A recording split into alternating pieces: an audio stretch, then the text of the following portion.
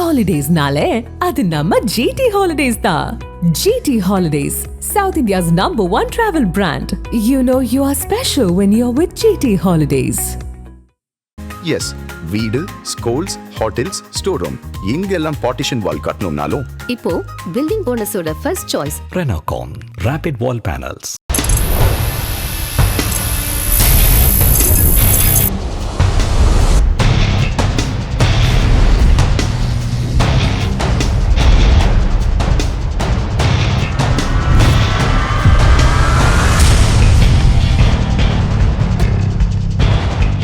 ஆலந்தூர் சட்டமன்ற உறுப்பினர், சென்னை புறநகர் மாவட்ட மாணவர் அணி அமைப்பாளர் அன்பு சகோதரர் ஆர்.எம். ஹரீஷ் அவர்கள் சிறப்புரையாற்றுவார்.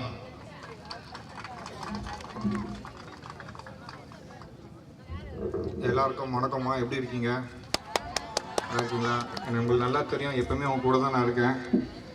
எனக்கு கட்சிக்கு வந்த புதுசில் எங்கள் மாவட்ட செயலர் தான் அண்ணனை பார்த்தேன். அண்ணனை பார்க்கும்போது நான் கேட்ட ஒரே விஷயம், அன்பர்ஸை தோக்கடிக்கணுன்னு, இது எனக்கு ஒரு வாய்ப்பு கொடுக்குன்னு கேட்டேன். ஞாபகம் இருக்காண்ணே? அந்த வாய்ப்பு கொடுத்ததுக்கு ரொம்ப நன்றிண்ணே. எங்கள் முதலமைச்சர் விஜய் அண்ணாவும் எங்களுக்கு அண்ணன் இப்போ கட்சி பொதுச்செயலர் ஆனந்தாவும் அவர் என்னை இந்த அளவுக்கு முகவரியில் உட்கார வச்சுருக்காங்க. அது என்றுமே என் காலம் ஃபுல்லாக மறக்க மாட்டேன். நீங்கள் இல்லைன்னா இந்த ஸ்டேஜில் நாங்கள் யாருமே இல்லை, அதான் உண்மை. உங்களுக்காக எப்போவுமே நாங்கள் இருப்போம், அது என்றைக்குமே நீங்கள் மறக்காதீங்க. என் நம்பர் முக்கால்வாசி பேர்கிட்ட இங்கே இருக்கும். நீங்கள் எப்போ ஃபோன் பண்ணாலும் நான் இங்கே நிற்பேன். எந்த குறைகள் எதுவாக இருந்தாலும் நீங்கள் எனக்கு ஃபோன் பண்ணுங்கள். உங்கள் வீட்டு ஒரு அண்ணனாவோ பையனாவோ தம்பியாவோ என்னை ஏற்றுக்கோங்கம்மா. பர்மா காலனியில் இங்கே நிறைய விஷயம், பட்டா விஷயம், இங்கே நிறைய பேருக்கு பட்டா இல்லை, உண்மை தானே? நிறைய பேருக்கு இங்கே பட்டா இல்லை. ஆனால் இது அமைச்சர், முன்னாள் அமைச்சர் தாம் அன்பர்ஸ் இருந்தார். அண்ணன் சொல்கிறார், அது இனிமேல் முன்னாள் அமைச்சர் அதே பதவியில் தான் இருப்பாருன்னு. அது 100க்கு 100 உண்மை. ஒரு முன்னாள் அமைச்சர் ஒரு தொகுதி எப்படி தான் இருக்கணும், அந்த மாதிரி அடிக்க நம்ம தொகுதி. ஆனால் இப்போ நான் சொல்கிறேன், இப்போ வர காலையில் 5 வருஷத்தில் நம்ம தொகுதியை எப்படி நாங்கள் மாற்றி காட்டுற மாட்டோம். நீங்கள் இப்போ பாருங்கள், 20 வருஷமாக சுடுகாடு இங்கே ஒன்று இருக்குது. அந்த சுடுகாட்டுக்கு லைட்டும் இல்லை, தண்ணி வசதியும் இல்லை. 6 மணி ஆனால் இருட் ஆயிடுச்சுன்னா நீங்கள் ஒரு மோட்ரு ஜென்ரேட்டர் எடுத்துன்னு லைட்டு போட்டு சுடுகாட்டில் நீங்கள் அடக்கம் பண்ணுவீங்க. அது எல்லாமே தெரியும். எண்ணி ஒரு வாரமா பொறுங்க, அது 2 நான் ஏற்பாடு பண்ணி தரேன் உங்களுக்காக. முன்னாள் அமைச்சர் பற்றி எங்கள் அண்ணன் அந்த அளவுக்கு பேச வேணான்னு சொன்னார். ஆனால் நான் ஒரு சின்ன விஷயம் சொல்லிக்கிறேன். அவர் ஒரு மிகப்பெரிய தொழிலதிபர். என்ன தொழிலதிபர்னா, கஞ்சா விற்பார், அது சாராயம் விற்பார். ஆலந்தூர் தொகுதியோட மக்கள் இளைஞரோட இதில் இது 2த்தையும் விற்று தான் எல்லாருமே எதுவுமே போதைப் பொருளுக்கு அடிமையாக்கி வச்சிட்டாரு தாம் அன்பரசன். அவரை பற்றி நீங்கள் ஹிஸ்ட்ரி பார்த்து பழைய ஆளுங்க எல்லாருக்குமே தெரியும். பழைய ஆளுங்க இங்கே நிறைய பேர் இருக்கீங்களா, அன்பரசியோட ஹிஸ்ட்ரி என்னன்னா கேட்டால் அவர் எப்படிப்பட்டவர்னு உங்களுக்கு எல்லாருக்குமே தெரியும். நம்ம ஆலந்தூர் மக்கள் இது வரைக்கும் அவர் முட்டாளாக தான் வச்சுருந்தாரு. எந்த ஒரு நல்லதும் செய்யல, இனிமேல் நல்லது செய்ய மாட்டோம் தான் நாங்கள் வந்திருக்கோம். அதை நீங்கள் நம்புங்க. உங்களுக்காக எப்போவுமே நான் உங்கள் கூட தான் இருப்பேன். எனக்கு வாய்ப்பு அளித்ததுக்கு ரொம்ப நன்றிம்மா. தேங்க்யூ. முதற்கட்டமாக எங்கள் அண்ணன் தளபதியாவில் முதலமைச்சராக அரியணை ஏற்றிய இந்த பொதுமக்கள் அனைவருக்கும், அதே நேரத்தில் தமிழ்நாடு முழுக்க 108 தொகுதியில் எங்கள் சட்டமன்ற வேட்பாளரை வெற்றி பெற செய்த அனைத்து தமிழக நெஞ்சங்கள் அனைவருக்கும் எங்கள் முதற்கட்ட நன்றியை தெரிவித்துக் கொள்கிறோம்.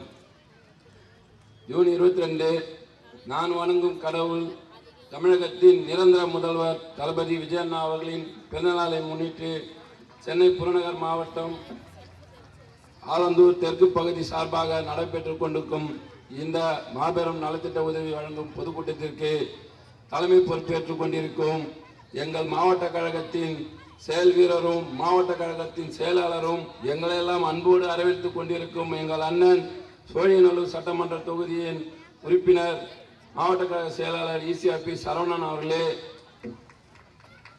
அதே நேரத்தில் இந்த ஆலந்தூர் தொகுதியிலே முன்னாள் திமுக மாவட்ட செயலாளரும் முன்னாள் மந்திரியுமாகிய தாமோ அன்பரசு அவர்களை வீழ்த்தி ஆலந்தூர் தொகுதிக்கு ஒரு வெளிச்சத்தை கொண்டு வந்த அன்பு சகோதரர் ஆலந்தூர் மண்ணின் மைந்தன் எம். ஹரீஷ் அவர்களும் வணங்கி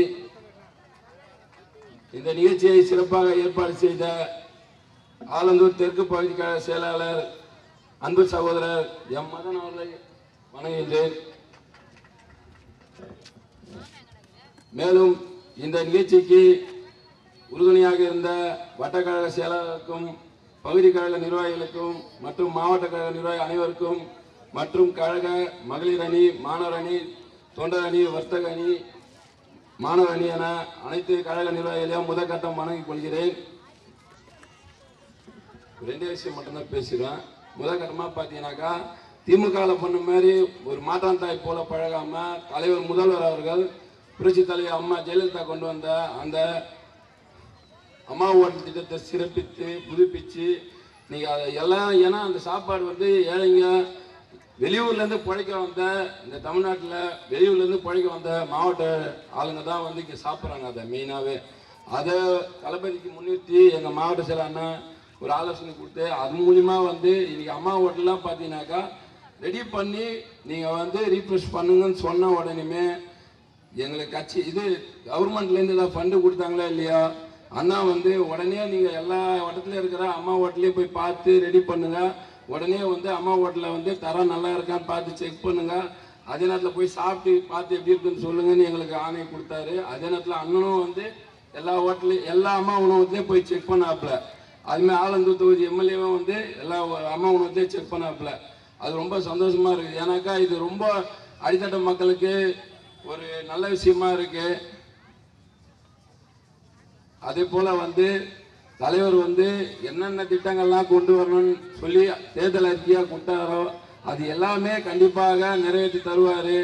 கண்டிப்பாக மக்களே எங்களுக்கு ஒரு குறைஞ்ச காலம் வாய்ப்பு கொடுங்க. கண்டிப்பாக வந்து தலைவர் வந்து அவர் கொண்டு வந்த திட்டங்கள் எல்லாமே வந்து தேர்தல் அறிக்கையில் கொண்டு வந்த திட்டங்கள் எல்லாமே நிறைவேற்றி தருவார். அதே போல் வந்து அண்ணன் சொன்ன மாதிரி உள்ளாட்சியில் வந்து திமுக கவுன்சிலர் அராஜகம் அதிகமாக இருக்கிறதுனால எங்களால் சரியாக பணி செய்ய முடியல முதற்கட்டம். ஏன்னாக்கா அவங்க கண்ட நேரத்தில் வந்து கரண்ட்டில் கை வைக்கிறாங்க. இப்போ எங்கள் தொகுதி எம்எல்ஏ கூட நாங்கள் சுற்றுறதுனால குறிப்பிட்ட ஒரு 4 இடம் சொல்கிறேன். கோவூர், மணப்பாக்கம், நந்தம்பாக்கம், பழையமலை எல்லாம் பார்த்தீங்கன்னாக்கா எம்எல்ஏ வந்து நைட்டு 2 மணிக்கு 3 மணிக்கெலாம் தூங்காமல் அவர் தூக்கத்தை விட்டுட்டு அந்த ஈபி பிரச்சனைக்கு முன்னிருந்து பார்க்குறாரு. அவர் கூட அதே நேரத்தில் ஒற்றுமையாக இருந்து கழகத்தோட ஒற்றுமையோட எம்எல்ஏ கூட வேலை செய்கிற கழகத்தோட எல்லாருக்கும் நன்றியை தெரிவித்து கொள்கிறேன்.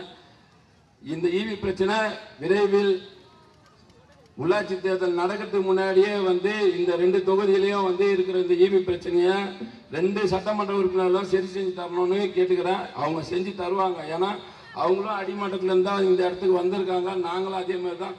அதனால் அண்ணனுக்கு முதல் கோரிக்கையாக கேட்குறேன், எங்களுக்கு இந்த கரண்ட் பிரச்சனையை மட்டும் கொஞ்சம் பண்ணி கொடுங்க. 2 பேருமே ஒரு தலையாக கடமையாக கேட்குறோம். ஏன்னா அது மட்டும்தான் நம்ம வந்து மக்கள்கிட்ட பேசுறதுக்கு கொஞ்சம் கஷ்டமாக இருக்குது. ஆனால் எங்கள் மேலே தப்பு இல்லை. விரைவில் உள்ளாட்சி தேர்தல் வரும். அதில் இந்த திமுகவில் இருக்கிற அந்த கவுன்சிலரு, இந்த மாமன்ற சேர்மன், இவங்க எல்லாரையும் வீட்டுக்கு அனுப்பிடுவோம். கண்டிப்பாக அனுப்புவோம். இங்கே கழகத்தில் உழைச்சவங்களுக்கு என்றைக்குமே வந்து முக்கியத்துவம் கொடுக்குற எங்கள் மாவட்ட செயலாளர் தான் எங்கள் அண்ணன். அதனால் வந்து கண்டிப்பாக வந்து உங்களை நம்பி உங்கள் வீட்டு பிள்ளையா இங்கே இருக்கிற இந்த பகுதி கழக செயலாளர், இங்கே இருக்கிற வட்டக்கழக செயலாளர்லாம் அவங்க எல்லாமே கண்டிப்பாக மாமன்றத்தில் போட்டிடுவாங்க. அவங்க எல்லாருக்கும் தளபதிக்கு எப்படி விசர்ஜனத்தில் வாய்ப்பு கொடுத்து வெற்றி பெற செய்தீங்களோ அதே மாதிரி அவங்களுக்கும் விசர்ஜனத்தில் வாய்ப்பு கொடுத்து வெற்றி பெற செய்யுங்க. கண்டிப்பாக உங்களுக்கு என்ன அடிப்படை தேவை இருந்தாலும் 24/7 எல்லாமே வந்து எங்கள் கழக நிர்வாகிகள் செஞ்சு தர தயாராக இருக்காங்க. இந்த நேரத்தில் எனக்கு பேச வாய்ப்பு கொடுத்த என் அண்ணன் மாவட்ட கழக செயலாளருக்கு மனமார்ந்த நன்றியை தெரிவித்துக் கொள்கிறேன்.